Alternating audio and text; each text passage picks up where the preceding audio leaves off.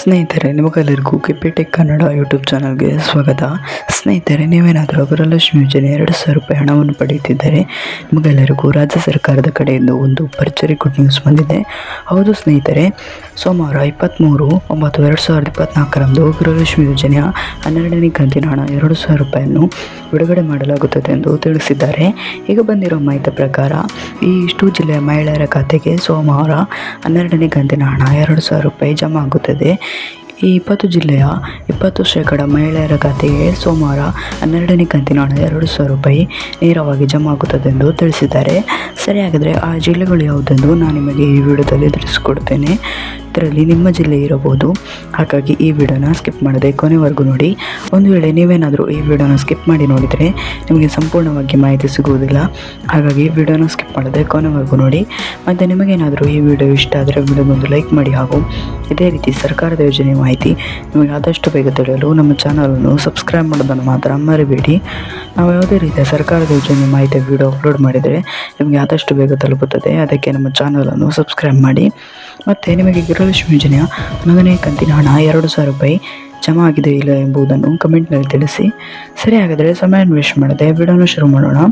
ಹೌದು ಸ್ನೇಹಿತರೆ, ರಾಜ್ಯ ಸರ್ಕಾರವು ಈಗಾಗಲೇ ಎಲ್ಲ ಮಹಿಳೆಯರ ಖಾತೆಗೆ ಗೃಹಲಕ್ಷ್ಮಿ ಯೋಜನೆ 11ನೇ ಕಂತಿನ ಹಣ 2,000 ರೂಪಾಯಿಯನ್ನು ಜಮಾ ಮಾಡಿದ್ದು, ಇನ್ನು 12ನೇ ಕಂತಿನ ಹಣ ಯಾವಾಗ ಬರುತ್ತೆ ಎಂದು ರಾಜ್ಯದ ಮಹಿಳೆಯರು ಕಾಯ್ದಿದ್ದಾರೆ.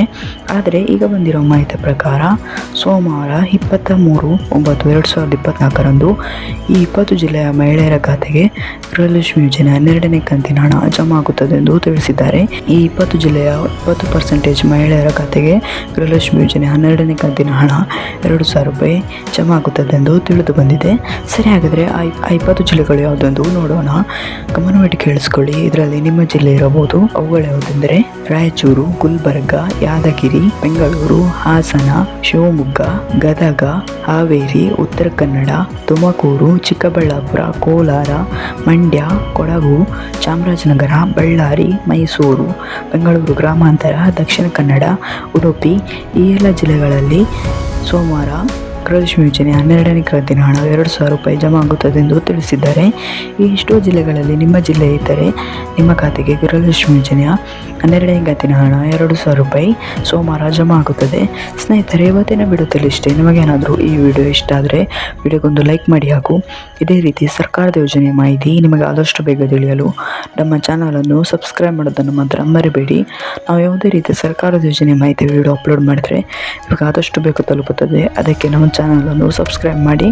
ಮತ್ತು ನಿಮಗೆ ಗೃಹಲಕ್ಷ್ಮಿ ಯೋಜನೆ 11ನೇ ಕಂತಿನ ಹಣ 2,000 ರೂಪಾಯಿ ಜಮಾ ಆಗಿದೆ ಇಲ್ಲ ಎಂಬುದನ್ನು ಕಮೆಂಟ್ನಲ್ಲಿ ತಿಳಿಸಿ.